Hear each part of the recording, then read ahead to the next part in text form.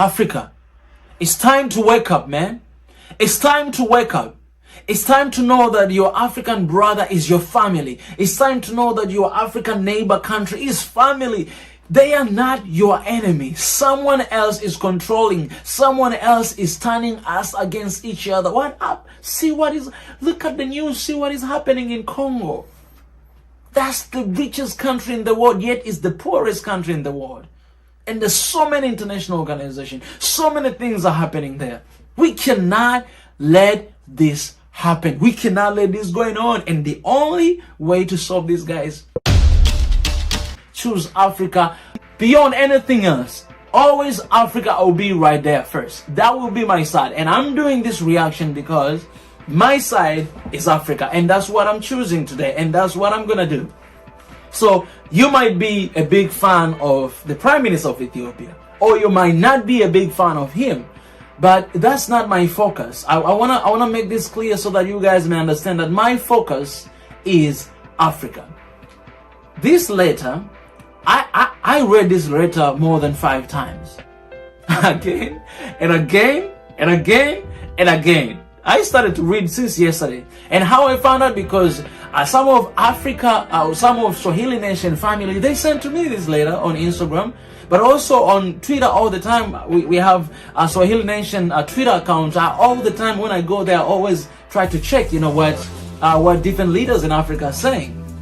So I received these letters on my Instagram, and I was like, I read that letter for the first time, and I was like, dang, all right.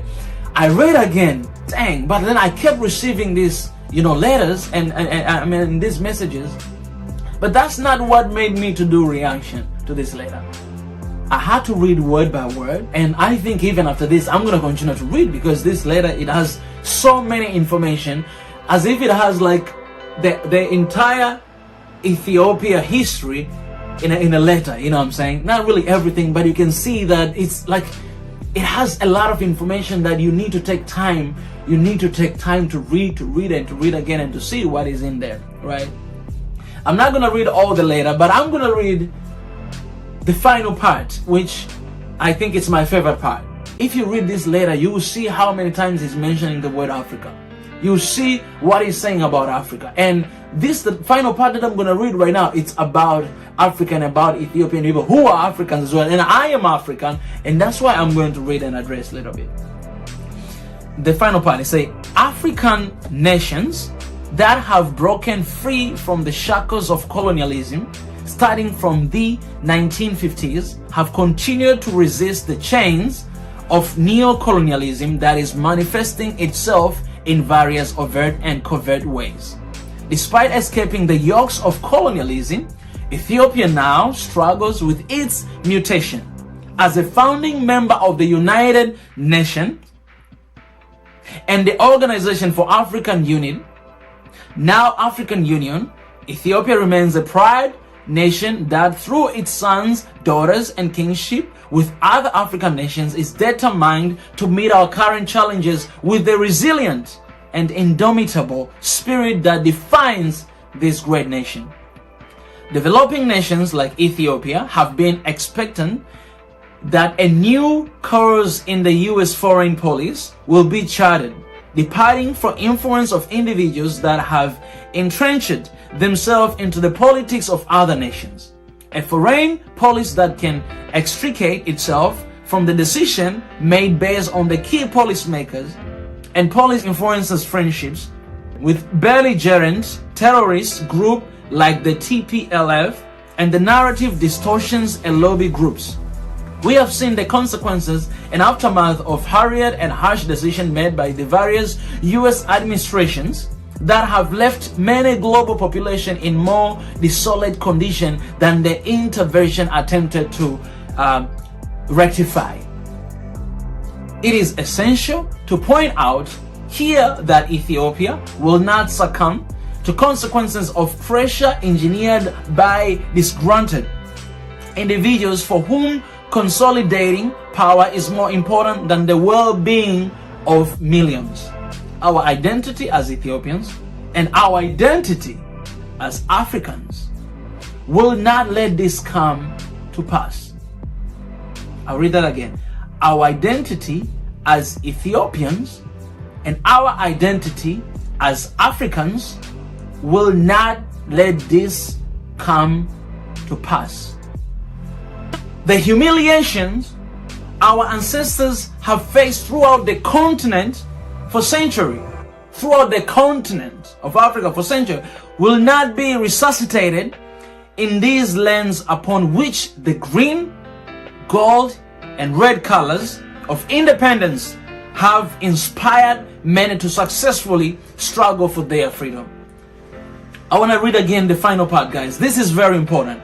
This is where everything is. It is essential to point out here that Ethiopia will not succumb to consequences of pressure engineered by disgruntled individuals for whom consolidating power is more important than the well-being of millions. Our identity as Ethiopians and our identity as Africans will not let this come to pass. The humiliation our ancestors have faced throughout the continent for centuries. Humiliations. Women that were raped. Our grandfathers and grandfathers, they died fighting for our continent. Our brothers and sisters died fighting for our continent. The sacrifice they have made, our forefathers, the founding fathers of our nations in Africa, they fought resiliently, so hard, gave up everything they have, and pretty much all of them, they died now. Everyone. Haile Selassie, Julius Kambarage Nyerere, Nelson Mandela, Kaunda, different people, Kwame Nkrumah.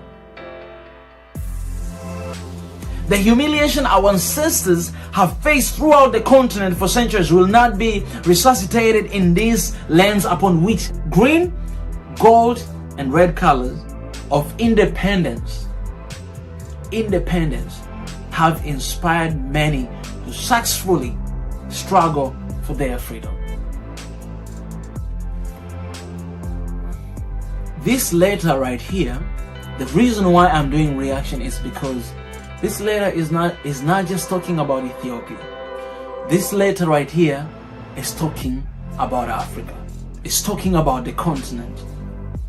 And when you have leaders who can stand against big governments in the world, like US is one of the biggest, largest, and I don't know, in this world, when you have leaders who can stand and speak out their mind, and speak out for the nations, speak out for Africa, I'm telling you, I don't care whether that person is perfect or is not perfect, it's respect. Because not everybody can do that. Not everyone can do that. Point out what is wrong, point out what I think it should be done better, point out the mistake that you have done in the past, point out what you are doing right now to us, point out how much you're trying to close eyes for things that matters to people and open eyes to things that they don't really matter, but they cost people's life. See what is happening right now in Congo. People are dying.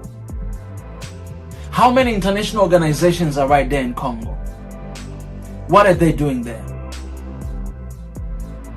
Reconciliation? Peace? What is happening? See what is happening right now in Ethiopia.